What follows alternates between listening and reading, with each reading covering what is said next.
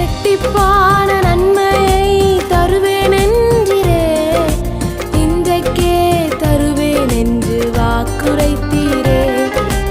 இழந்ததை திரும்ப தருவேன் என்று சொன்னீரே, இரட்டிப்பான பங்கையும் தந்திடுவாரே.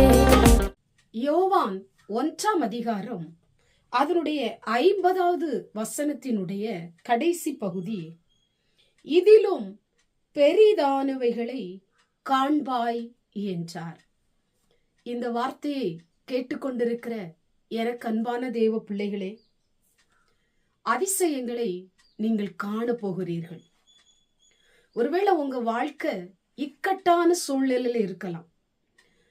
வாய்ப்பே இல்லாத வழிகளில நீங்கள் நடந்து கொண்டிருக்கலாம்.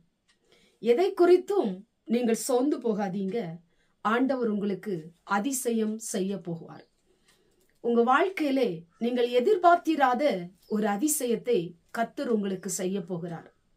ஒருவேளை நீங்க நினைக்கலாம், அடுத்தது நான் என்ன செய்வது, அடுத்ததுக்கு எனக்கு வழியே இல்லை, எனக்கு வாய்ப்பே இல்லை, எனக்கு அதிசயம் நடப்பதற்கு எந்த வழிகளிலும் எனக்கு வாய்ப்பே இல்லை, எப்படி நடக்கும் அப்படி என்று சொல்லி நீங்கள் நினைத்து கொண்டிருக்கலாம். வாய்ப்பே இல்லாத இடத்துல தான், வழியே இல்லாத இடத்துல தான் கர்த்தர் உங்களுக்கு அதிசயங்களை செய்வார். நிச்சயமாய் நீங்கள் அதிசயத்தை பார்க்க போகிறீர்கள்.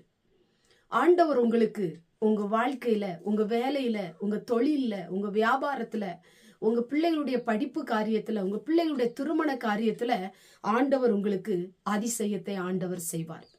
சரியான நேரத்துல, சரியான வேளையில, சரியான சமயத்துல உங்களுக்கு அதிசயம் நடக்கும். நிச்சயமாய் நீங்கள் அதை பார்க்க போகிறீர்கள். எனக்கு அன்பான தேவ பிள்ளையே, சோர்ந்து போய் இருக்கிறீங்களா? கலங்கி போய் இருக்கிறீங்களா? உங்க உள்ளமே உடைஞ்சு போய் இருக்குதா? ஏதோ ஒரு காரியம் உடைய இருதயத்தை கலங்கடித்து கொண்டிருக்கிறதா? ஐயோ, நான் அங்கலாய்த்து கொண்டிருக்கிறேன், திகைத்து போயிருக்கிறேன், பயந்து போயிருக்கிறேன், என் வாழ்க்கையில ஏன் இப்படி நடக்கிறது? எதை குறித்தும் நீங்கள் கலங்காதீங்க. நீங்க அதிசயத்தை நீங்க காண போறீங்க.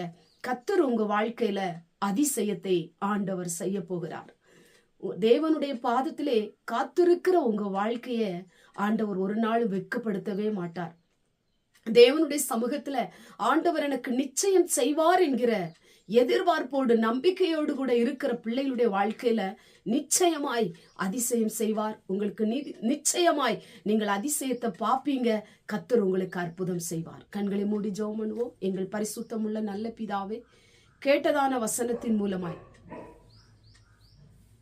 இதிலும் பெரிதானவைகளை காண்பாய் என்று வேதம் சொல்லப்பட்டது போல அதிசயத்தை நம்முடைய பிள்ளைகள் காணப்போகிற தயவுக்காய் ஸ்தோத்திரம். நம்முடைய வாழ்க்கையில, குடும்பத்துல, தொழில் அதிசயம் நடக்க போவதற்காய் ஸ்தோத்திரம். இயேசுவின் மூலம் ஜெபிக்கிறோம் பிதாவே. ஆமென்.